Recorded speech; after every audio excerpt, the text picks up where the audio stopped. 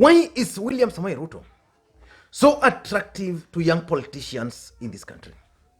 Could you be having an idea as to why? Because let's face it, nobody in this country would have expected someone like Mohamed Jopevu, the Nyali member of parliament, to sing praises of the deputy president William Samoei Ruto immediately he was elected to parliament. Jopevu was one of the politicians or journalists in this country who said so much about the deputy president William Samoei Ruto. Who would have imagined, for example, that Hassan Omar would today be singing praises of William Samoei Ruto? Why is Ruto so attractive to young politicians? Take, for example, someone like Ndindi Nyoro, the Kiharu member of parliament. Ndindi Nyoro, for example, is risking everything to an extent of even taking on President Uhuru Kenyatta on behalf of the Deputy President William Samoei Ruto. Why is Ruto so attractive to these young politicians? Silvanus Osoro, another young politician, can do anything for the Deputy President. And even in the last parliament, I know of so many young members of parliament from Nyanza who lost their seats in 2017 because they were perceived to be close allies of the Deputy President William Samoei Ruto. Silvanus Osele lost his seat because he was perceived to be close ally of the Deputy President. Jojo Ner, former Rango member of parliament, a good friend of mine, lost his seat because he was perceived to be close to the Deputy President William Samoei Ruto. Agustino Neto of Ndewa, another good friend of mine, also lost his seat because he was perceived to be close ally of the Deputy President William Samoei Ruto. Why is the Deputy President too attractive to these young politicians? In this video today, I want us to look at the possible reasons why Ruto is attractive to these young politicians. But before we do that, if you're watching this channel for the first time, please take a second or two and click the subscribe button so that next time we produce a video like this, YouTube will automatically notify you. And to the subscribers, I want to continue. Thank you guys for your continued support. It's amazing. But give this particular video thumbs up. Now let us get back to the main issue. Why is William Ruto attractive to these young politicians? Because personally, if you ask me, I don't really see any reason why these politicians are attracted to Ruto. Because when you look at William Ruto's brand of politics, for example, even his dressing code, I mean, there is nothing which can really, Ruto is not known to be someone who spends most of his time in the bus. Most young politicians spend their time in bus. So basically, what you'd have expected is that if William Ruto was doing something to an extent which is attracting these guys to those particular lifestyle, it would be different. William Ruto is not known to spend his time in clubs. You can't find Ruto in big club. You can't find Ruto in Samba Club in Mombasa. You can't find Ruto at Noba. You can't find Ruto in Kisumu here club, the place. You can't expect to find Ruto. But these young politicians are still attracted to him. When it comes to fashion, William Ruto is not that guy who is so concerned about his fashion. Of late, he's been trying so hard to appeal to the young people. But previously, including even as late as 1 year ago, William Ruto would still just put on, casually, he would put on a jeans yenye imepigwa pasi ile iko na laini. And people used to actually mock him for that. So why is he attractive to this particular politician? 5 reasons or 6. Number 1, why Ruto is attractive to these people is accessibility. You can easily access William Samoei Ruto.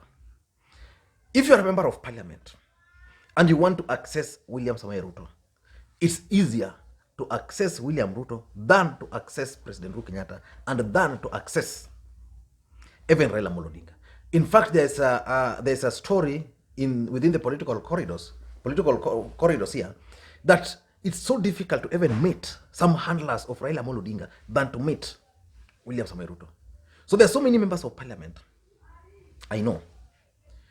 Like the main reason why Uhuru lost so many members of parliament from central Kenya is because he was not accessible. So as a member of parliament, there's specific issues you want to be addressed through government. Then you know so well that President Uhuru Kenyatta comes from central Kenya. You are elected on a Jubilee ticket. You try so hard to reach out to the president. You can't reach the president. Then you make an effort and then reach out to the deputy president. The next day you make a call to him, then he tells you, can you drive to the office? Or can you drive to Karen? Or can you drive to Weston? So William Ruto has made it possible for some of these young members of parliament to access him. Unlike Raila Odinga, and unlike President Uhuru Kenyatta, or unlike even some other politicians who we know across.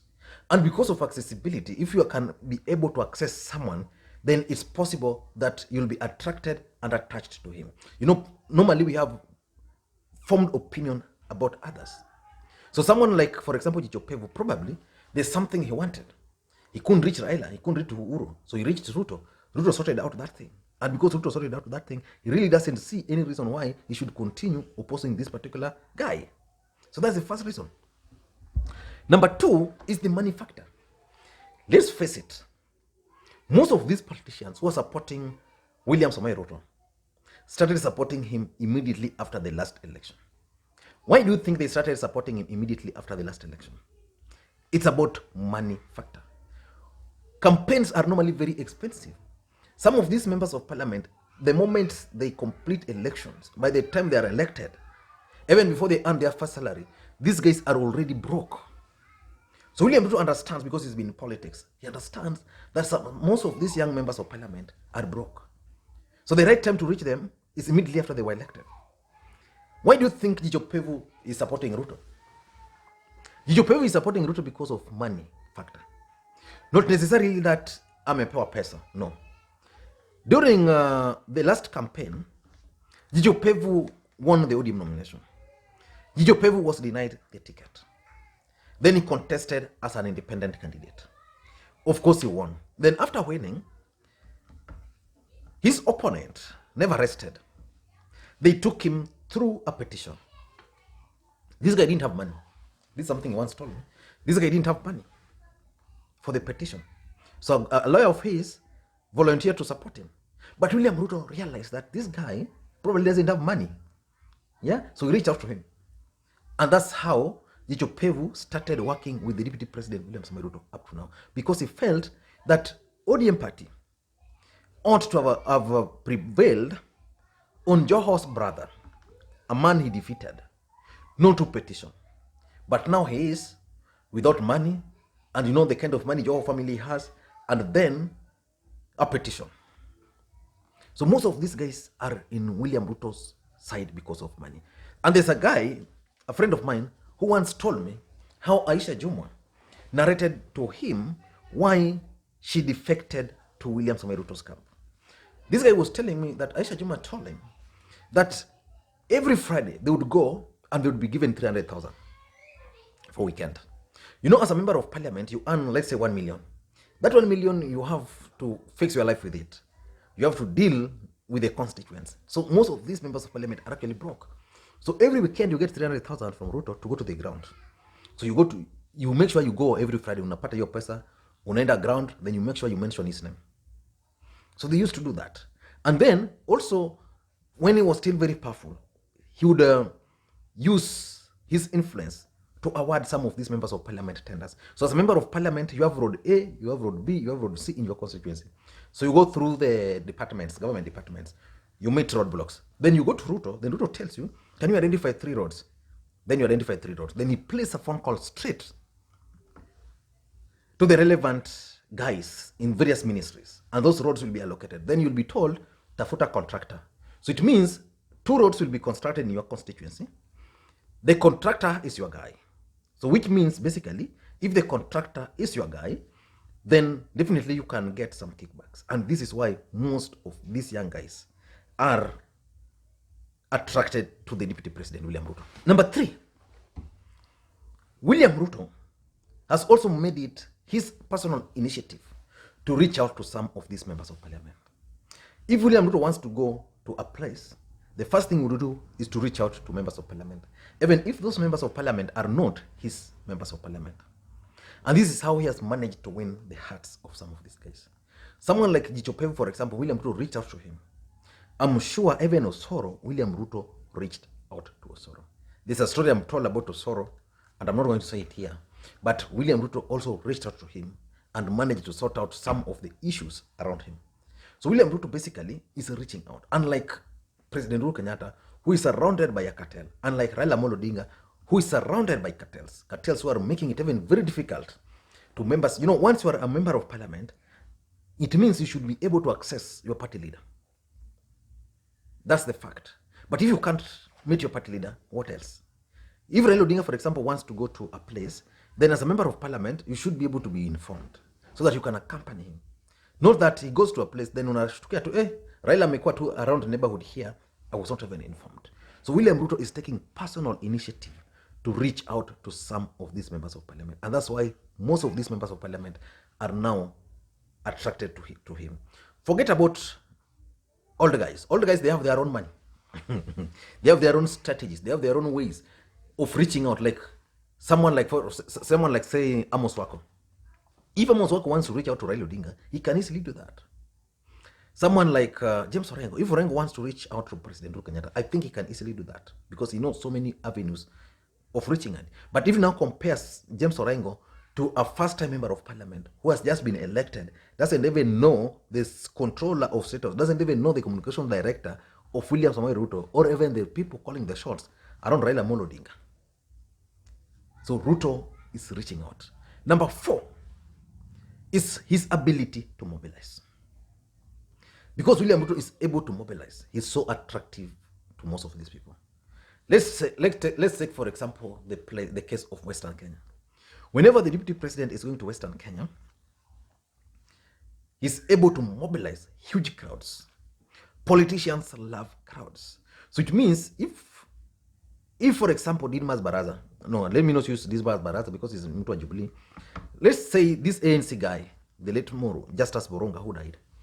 So this guy was elected on ANC. Then William Ruto is going to his constituency in Matungo. Because he belongs to ANC, he decides not to attend that event. William Ruto goes there, William Ruto mobilizes, and then huge turnout. Then huyu jamaa anashanga, what's happening? This guy can mobilize, even without me. So the next time William Ruto will be going to his constituency, it's possible that William Ruto will reach out to him and he will accept. And he will be even given money to mobilize. And because of that, they are attracted. So that at the end of the day, when William Ruto is going to a place, he's able to mobilize supporters and then also mobilize several members of parliament. So if Osoro is going there, Aisha is there, Ijopevo is there, then it means someone else can also say, okay, if Ruto can go with these 5 members of parliament allied to Raila Odinga, then why can't I also just join him? So that's why he's been able to attract most of these guys. Number 5, William Ruto is also street smart. There's politics, and then there's politics of the street. You must understand ile street. You must understand that this time, these guys have just concluded the election. The needs of the member of parliament are different. You must understand that hapa, huyu Silvanus Osoro was elected on KNC. ODM party have not forgiven him. So what do? I have to reach him out. So basically, William Ruto is smart, street smart, when it comes to politics. And that's why he's attractive to most of these guys. And number 6, which is the last one, I think Ruto is also understanding the needs of these members of parliament. That's the honest truth. What are some of the needs of the members of parliament? Take, for example, Raila Odinga supporters, members of parliament elected from the coastal region. What is their needs? Number 1, their need is to serve the people. Number 2, their need is to be seen to be allied to Raila Odinga, and also to be seen to have the ears of Raila Odinga. But the most important thing is the needs of the ground. So if Ruto can understand that someone like Owen Baya has so many issues, one of them is that this guy wants to run for the governorship. He doesn't have money. So I'm able to provide him with money for weekend. Owen Baya wants to be seen to be the main guy from the coastal region, but he can't because he can't facilitate his events. So organize events, mobilize. So basically, William Ruto understands the need of some of these members of parliament, and that's why he is attractive to them. I don't know what you think, but that's my take. Thank you guys, and please, may you have a good day. I'm actually having a bit of flu today. And it's not ile kitu ingine, but I just want to take this opportunity to advise you all to put on your mask anytime you are stepping out. Just put on your mask like this. Don't put it like this, like the way Kenyans normally want to advise Tanzanians that, you find 5 Kenyans advising Tanzanians that have put on mask but wameka hivi. So just put on your mask properly like this. Sanitize and avoid crowded places. This thing is real, and I know it's real. China has just recorded the highest number again of infections this month for a long time. So it means it's serious. In Nairobi, it's also serious there. So please just take precaution. Thank you guys, and please may you have a good day.